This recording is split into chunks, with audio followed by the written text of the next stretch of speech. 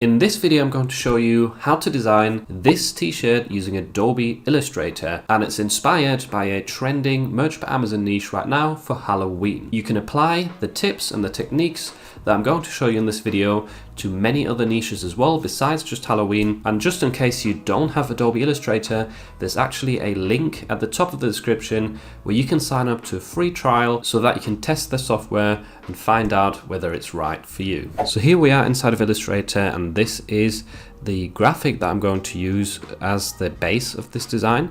It's designed by Vexels, and I will leave a link to it down below in the description. And the text looks a bit weird with this pink highlight because I don't have the font installed, but that doesn't matter because we don't need this text section anyway. So in your case, if you've downloaded this, you will have to click on the design, hit Ctrl-Shift-G to ungroup it, and then you can delete this text layer individually. And now make sure, because as you can see, not all of this is grouped, make sure to select all of the remaining objects, hit Ctrl-G, and then you can drag this into your actual main file. It'll be handy to have an artboard set up and ready in the Merch by Amazon dimensions or Merch by Amazon ratio, so you know what your design is going to look like on the t-shirt. So the first thing I'm going to do is add our text. So just select the type tool over here from the toolbar, or just hit T on your keyboard, and then if we make this a bit bigger so we can actually see what's going on, we'll write trick or at the top and then teach at the bottom. I want teach to be on its own because it is the most important word in a design. It's sort of the giveaway for the niche, or what people would be most interested in, because these are designs aimed at teachers. And if we leave that on its own, then it will be the biggest word, which is always a good idea for the main topic in the design. So now let's actually change these text layers to different font. I'm going to use a font called Coaster, and this is a free font and will be linked down below in the description as well. It has become one of my favorite fonts when it comes to Halloween designs or these groovy style designs. And because the font is quite squished or closely together, letters, I'm going to select both of these, head over to the character panel, and then change the tracking option over here to maybe about 25, just so there's a bit more space in between the letters and it's a bit easier to read. Now in terms of the layout, I don't think we have to overcomplicate things, and we have the ghost in the middle, the text at the top and bottom, and I think what looks quite nice to give this text some interest is if we give this top bit a bit of an arch, so we make it a curved text in a sense.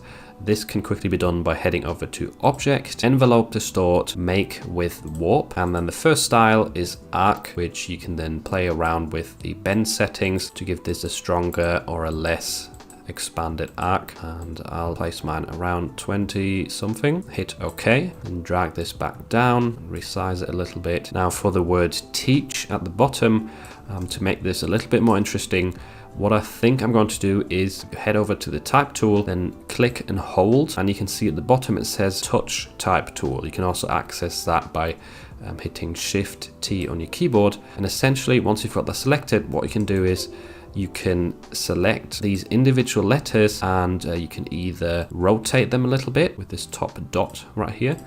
You can also move them independently from the other letters, and that way just create a design that's a little bit more interesting and quirky. You could pay attention to the line of the ghost up here and sort of make it fit that a bit better. So move the E up a bit, the A down a bit, the C up a bit again, just so it follows that line a little bit. It doesn't have to be perfect. And if we zoom out right now, as we can see, it's just made it look a little bit more fun. You don't have to do that step, but I like to do that occasionally to make the text, sort of the words stand out a little bit more in niches that allow it, which teaching is quite good for. Any kids designs, this style would work quite well for as well. So yeah, do bear in mind the touch type tool can be quite handy. Now I'm going to outline this text, the top and bottom, select both of them, then head over to Object, Expand, and hit OK. Now these have turned into actual shapes rather than text layers, and it will be easier for us to work with them going forward. Now the next step for me will be actually coloring in the letters, and I will sample the colors of this ghost design, because if you match colors from graphics to text, that always makes the design look more cohesive and professional. So we're going to use the eyedropper tool for that, which you find over here, or by clicking I on your keyboard. And you can always click on a color that you see, then hold down Alt and drop it that way onto another shape, like so. We've sampled the beige right there. Now I'm going to sample pink, and by holding down Alt, I'll drop it onto some of these letters over here. And there we go. I've just used the lighter colors of the design. I've left the brown out because what we're going to do is add a bit of a 3D shadow effect, which can look really nice to our individual letters. And the way to go about doing that is, first of all, sample the brown color, then head over here to the stroke and fill options, click into that brown, and then you can copy from your color picker, you can copy the hex code at the bottom, just hit Ctrl+C and then click OK. The next bit would be selecting both of our text objects, trick, or, and teach. Then head over to the appearance panel. If you don't see this, it'll be in window appearance. What you can do is click on this little symbol right here to add a new stroke. Then we're going to click into this stroke color right here while holding down Shift. So hold down Shift on your keyboard, left click onto the stroke color, and then you can paste with Ctrl+V, you can paste that hex code into here. When you then hit enter, the stroke changes to the same brown that we see in the ghost, and we can turn up the stroke weight quite big to about 30, and it's going to look very weird in our design, but that'll change in a minute, because the key here is actually pulling the stroke, just clicking on this layer and pulling it underneath the contents. The contents is our actual text.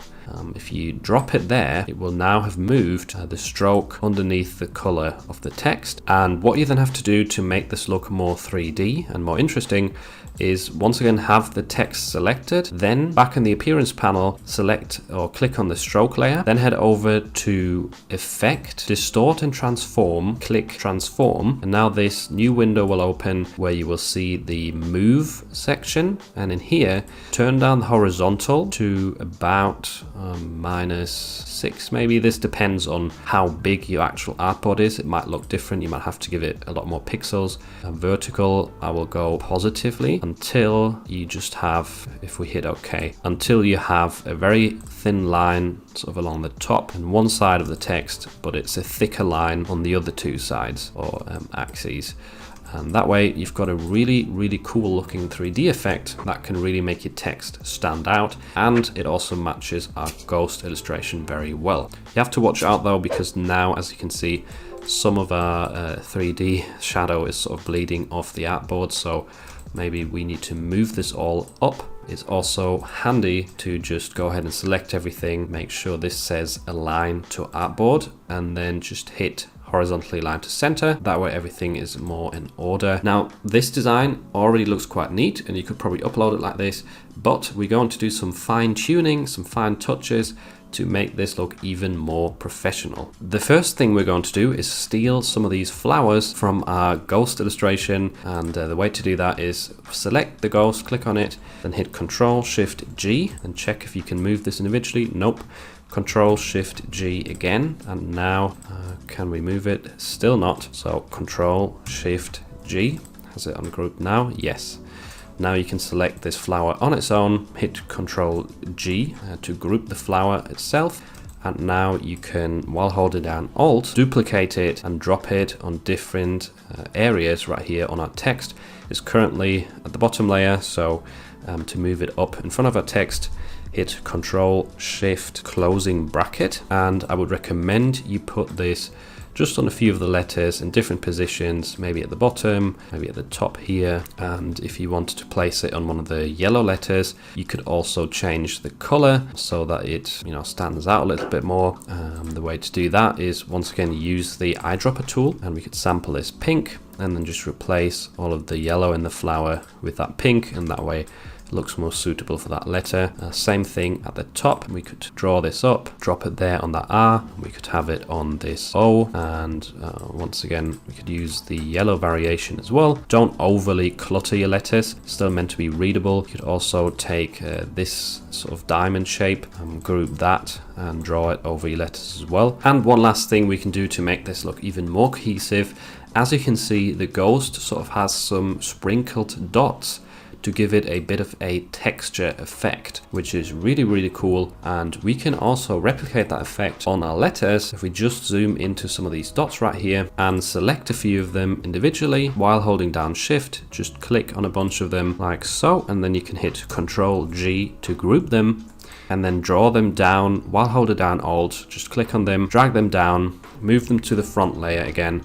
And now we just place these onto our letters. You don't have to put much thought into it. Just place some at the top, place some at the bottom, maybe resize them a bit and draw them up to the top words as well. And as you can see, this very quickly creates a way more coherent effect that makes the graphic and the text that you've created sort of marry together better. It looks like a way more professional design than just slapping some white text onto this graphic. Now it looks like these belong together. It feels like that hippie 70s vibe. You could definitely upload this onto lots of different colors. It works on white, it works on light grays, dark grays, it would work on like a light blue. I hope you enjoyed this video, and if you want to find out how to triple your Q4 sales, then you should watch this video next, where I show you 4 different ways of how to successfully enter evergreen niches.